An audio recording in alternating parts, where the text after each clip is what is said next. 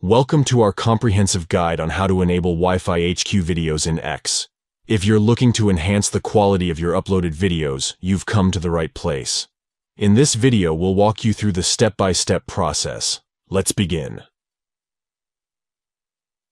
Step 1.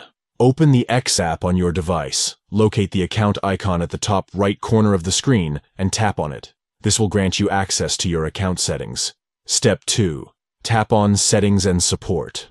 Once you're in this section, navigate to Settings and Privacy and tap on it. This will allow you to manage various aspects of your X experience. Step 3. Within the Settings and Privacy menu, find the option labeled Accessibility Language and Display.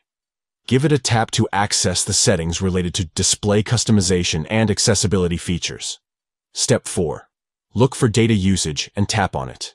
This section enables you to control how X utilizes data for different purposes. Step 5.